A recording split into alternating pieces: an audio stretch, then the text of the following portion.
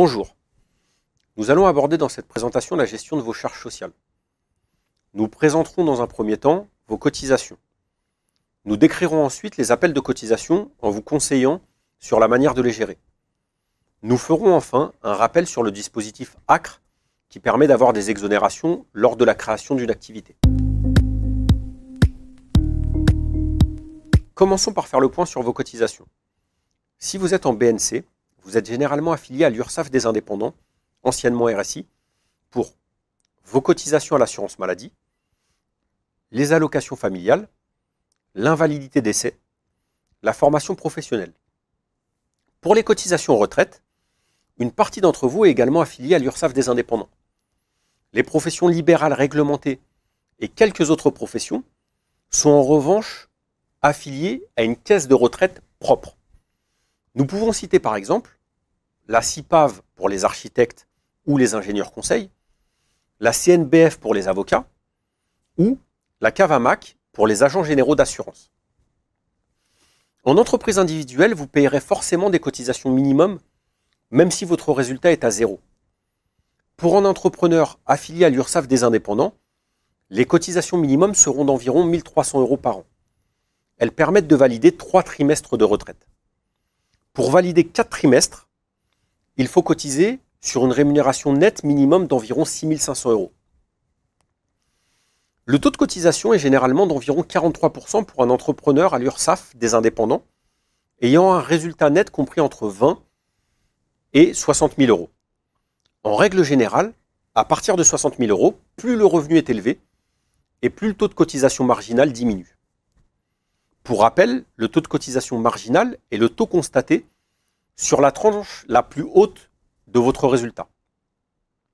Hormis quelques professions spécifiques, le montant des cotisations minimum et le taux de charge sociale pour les professionnels avec des caisses de retraite propres n'est souvent pas très éloigné.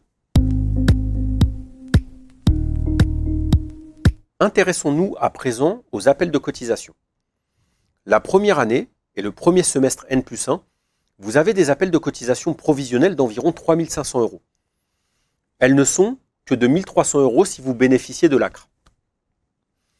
Après l'établissement de votre premier bilan, vos bases de cotisation sont, depuis 2021, déclarées directement sur votre déclaration d'impôt sur le revenu.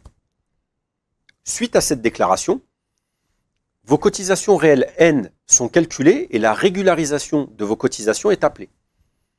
Vous devrez donc payer la différence entre vos cotisations totales dues et les appels provisionnels déjà payés. Vos cotisations provisionnelles N+1 sont également ajustées sur le second semestre pour tenir compte de la nouvelle estimation de vos revenus. Il faut donc faire très attention. Ces régularisations peuvent engendrer une sortie de trésorerie significative, d'où l'importance de les anticiper et de conserver de la trésorerie.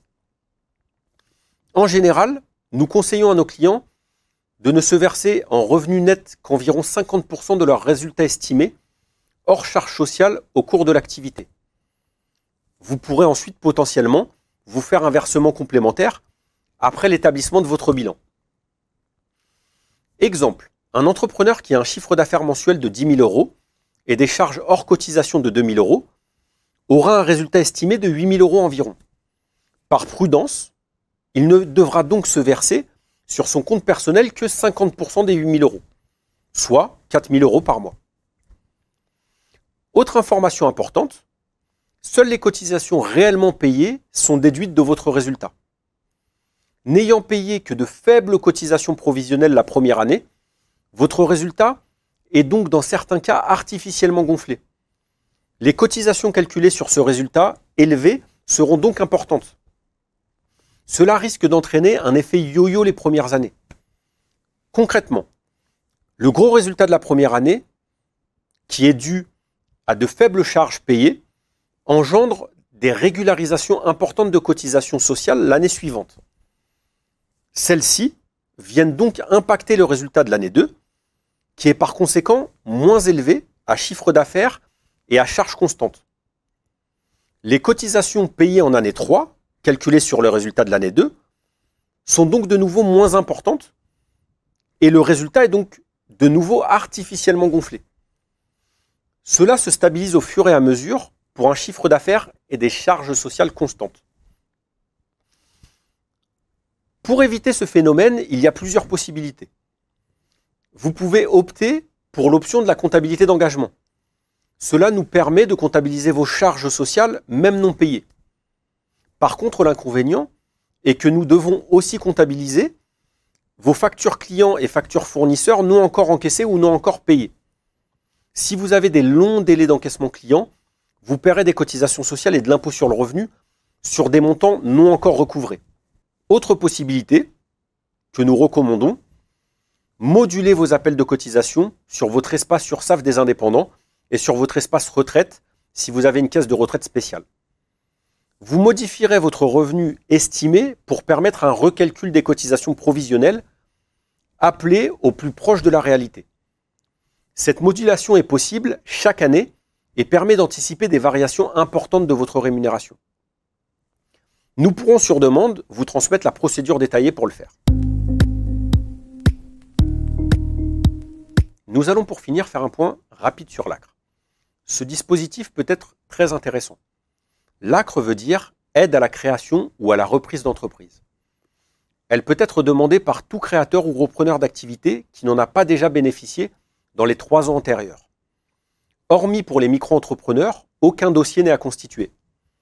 Les cotisations sociales provisionnelles sont de 1 300 € environ, au lieu des 3 500 € en temps normal. L'exonération sur certaines charges sociales pendant 1 an s'applique totalement, partiellement ou pas du tout, en fonction du niveau de rémunération du bénéficiaire de l'ACRE.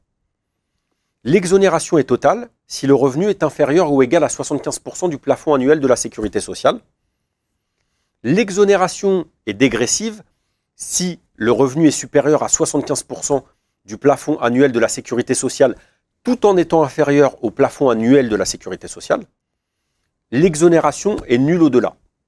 Pour conclure, rappelez-vous de ne vous versez qu'environ 50% de votre résultat estimé. Conservez la trésorerie nécessaire au paiement des régularisations des charges à venir. Modulez vos appels de cotisation si vous souhaitez lisser vos cotisations et éviter d'importantes régularisations. Nous vous accompagnons sur ces sujets en vous fournissant chaque année le détail des cotisations à venir sur l'année suivante. Des communications vous seront également régulièrement envoyées pour vous informer sur les changements et dans certains cas sur les pièges à éviter. Merci de nous avoir écoutés.